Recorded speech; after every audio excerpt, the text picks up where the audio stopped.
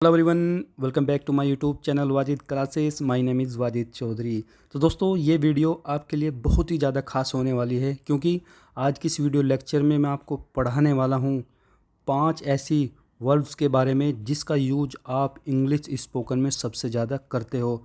आप यूँ कह सकते हो कि इंग्लिश स्पोकन में सबसे ज़्यादा यूज होने वाली ये 5 इंपॉर्टेंट वर्ब्स मैं आज आपको पढ़ाऊँगा। तो बस मैं आपसे इतना कहना चाहूँगा कि वीडियो को कम्प्लीटली देखें, बिल्कुल भी स्किप ना करें। अगर आप वीडियो को स्किप करते हैं तो आप कहीं ना कहीं कुछ ना कुछ ज़रूर मिस कर जाएंगे।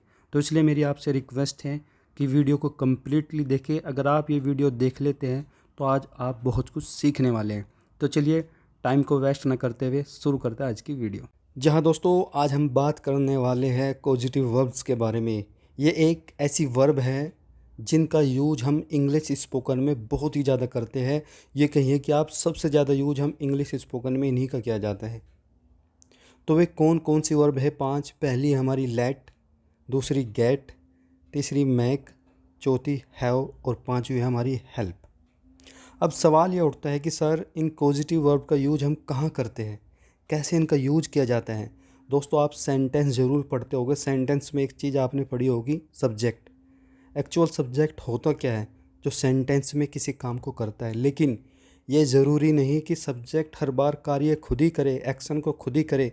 वो दूसरे से करवा भी सकते हैं। जी हाँ दोस्तों, जहाँ पर सब्जेक्ट कार्य खुद न करके दूसरों पर करवाता है तो वहीं यूज किया जाता है पॉजिटिव वर्ब का।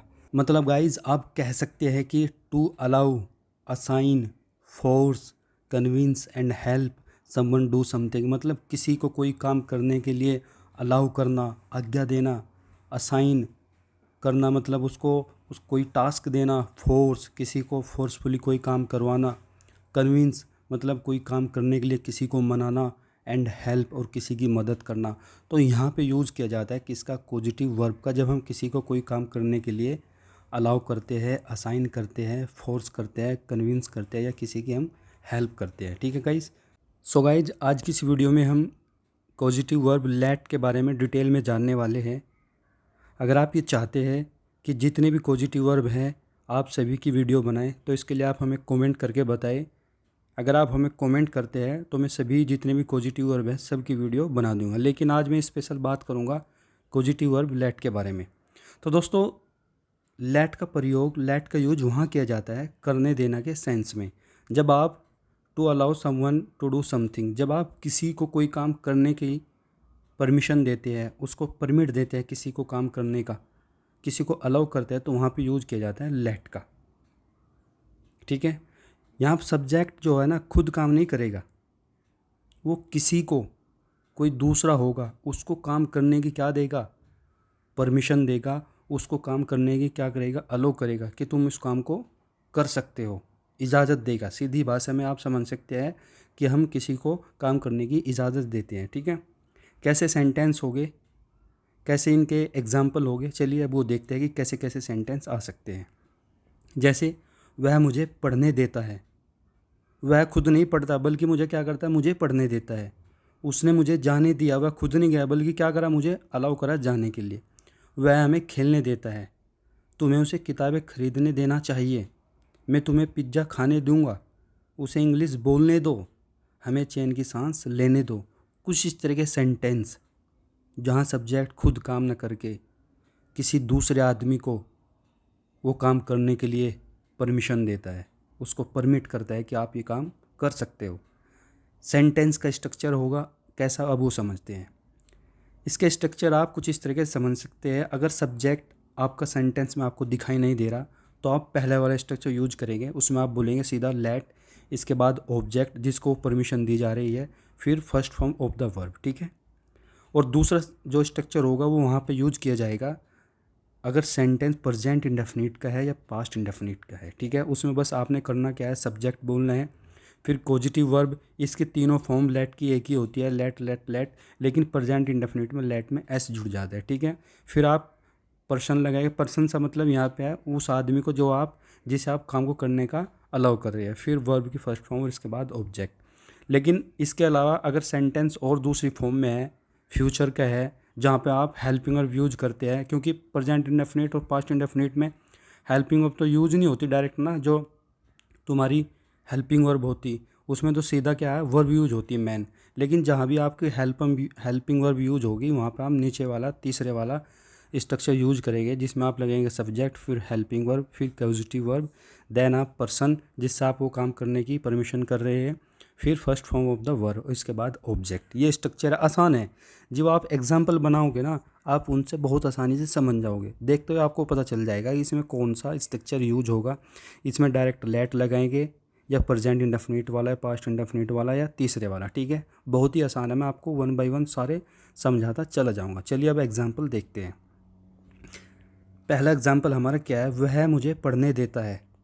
वह मुझे पढ़ने देता है तो कैसे बनाएंगे, तो आप बोलेंगे he lets me read. He lets me read कि वह मुझे पढ़ने देता है, प्रेजेंट इंडेफिनिट का सेंटेंस है। ठीक है, दूसरे वाला स्ट्रक्चर अपने यूज किया।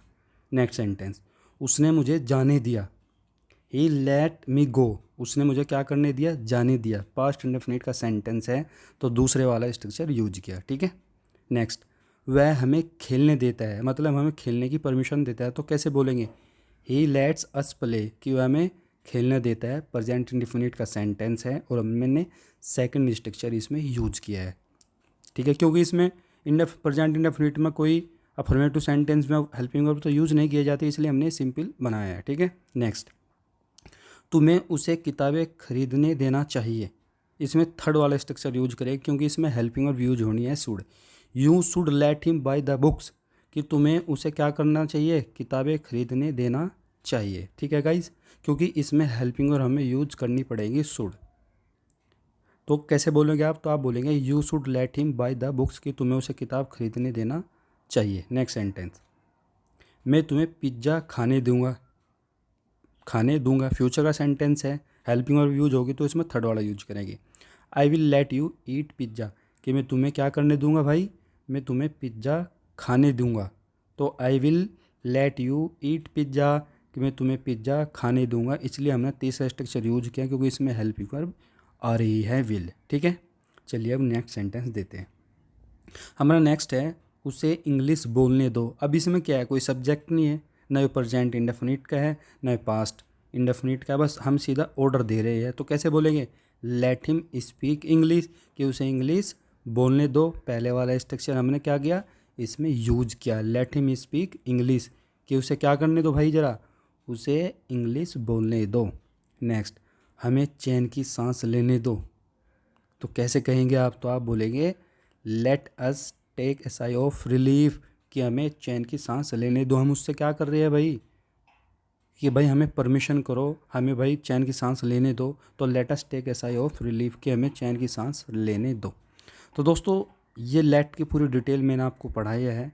कोई भी मुश्किल आपको नहीं होगी, अगर कहीं भी होती है तो आप कमेंट करके मैं ज़रूर बताएं अगर कुछ चीज़ मिस हो गई हो और आप ये चाहते हो कि जितनी भी बची हुई 4 पॉजिटिव वर्ब है आप उसके भी इंग्लिश में उसके भी वीडियो में बनाओ, तो दोस्तों आप हमें कमेंट करके बताएं, मैं उसकी भी वीडियो बना दूंगा। सो गाइज, अगर आपको वीडियो पसंद आए तो वीडियो को लाइक शेयर और चैनल पर नए तो चैनल को जरूर सब्सक्राइब करें। तो thank you so much for watching this video.